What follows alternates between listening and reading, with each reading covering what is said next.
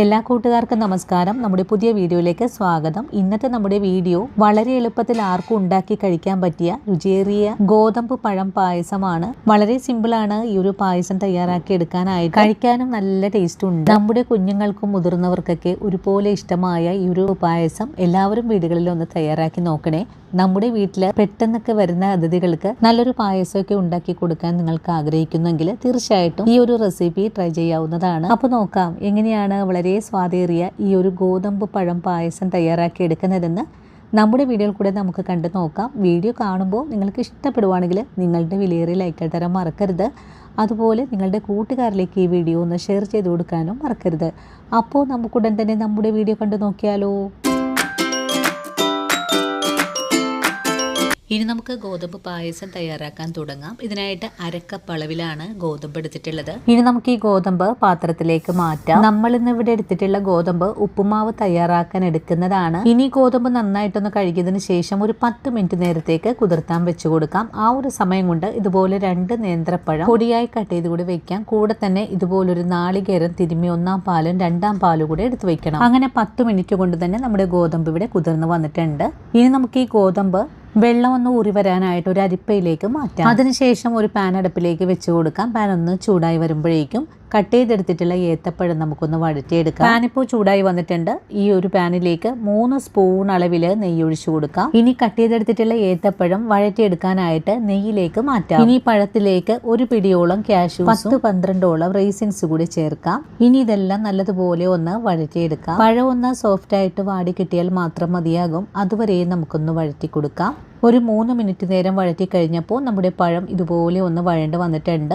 ഇനി നമുക്ക് ഈ പഴം ഈ ഒരു പാനിൽ നിന്നും കോരി മാറ്റാം. ഞാനിവിടെ എടുത്തിട്ടുള്ളത് അലൂമിനിയം പാത്രമാണ്. നിങ്ങൾക്ക് വേണമെങ്കിൽ നോൺ സ്റ്റിക്ക് പാനൊക്കെ എടുക്കാവുന്നതാണ്. അതിനുശേഷം അതേ പാനിലേക്ക് വെള്ളം ഊറ്റിയെടുത്തിട്ടുള്ള ഗോതമ്പും കൂടി ചേർത്ത് വഴറ്റാം. ഗോതമ്പിലെ വെള്ളമയൊക്കെ ഒന്ന് വറ്റി ചെറുതായിട്ടൊന്ന് മുരിഞ്ഞു കിട്ടണം. അത്രയും നേരമാണ് നമുക്ക് വഴറ്റിയെടുക്കേണ്ടത്. ഇപ്പോൾ നമ്മുടെ ഗോതമ്പ് ഒന്നിലൊന്നും മുട്ടാതെ തന്നെ ആയി വന്നിട്ടുണ്ട്. ഈ ഒരു സമയത്ത് നമുക്കിതിലേക്ക് 1/2 ലിറ്റർ അളവിൽ 2-ാം പാലാണ് ഒഴിച്ചു കൊടുക്കേണ്ടത്.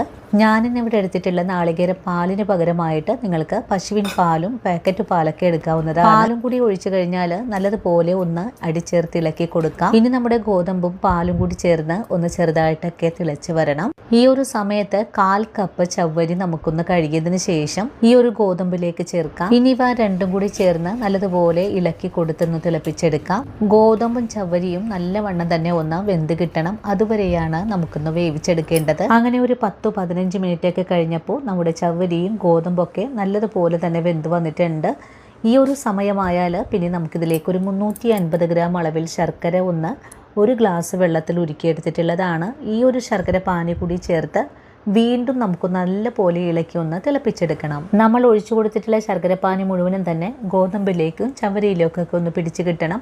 അതുവരെയാണ് നമുക്ക് തിളപ്പിച്ചെടുക്കേണ്ടത്. ഗോതമ്പ് നല്ലവണ്ണം വെന്ത് കഴിഞ്ഞാൽ ഈ ഒരു ശർക്കരപ്പാനി നല്ല കട്ടിയായിട്ട് വരും. അതുവരെയാണ് നമുക്ക് വേവിച്ചെടുക്കേണ്ടത്. ഇനി തിളച്ചുകൊണ്ടിരിക്കുന്ന ഈ ഒരു പായസത്തിലേക്ക് ഒരു പിഞ്ച് ഉപ്പും കൂടി ചേർത്ത് വീണ്ടും നല്ലതുപോലെ ഒന്ന് ഇളക്കി കൊടുക്കാം. നിങ്ങൾക്ക് കൂടുതൽ മധുരം ആവശ്യമാണെങ്കിൽ 400 ഗ്രാം അളവിൽ ശർക്കര എടുക്കാവുന്നതാണ്. ഈ ഒരു സമയത്ത് നമ്മുടെ ഈ ഒരു പായസം നല്ല തിക്കായിട്ടാണ് വന്നിട്ടുള്ളത്.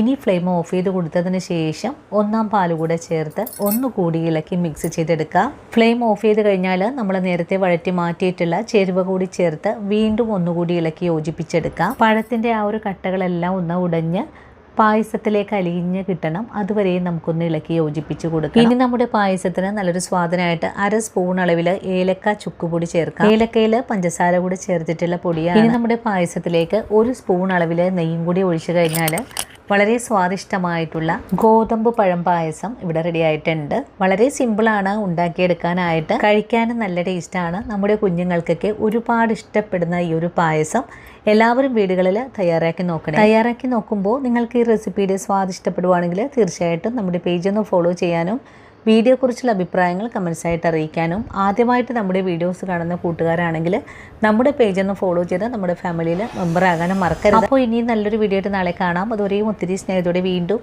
കാത്തിരിക്കുക.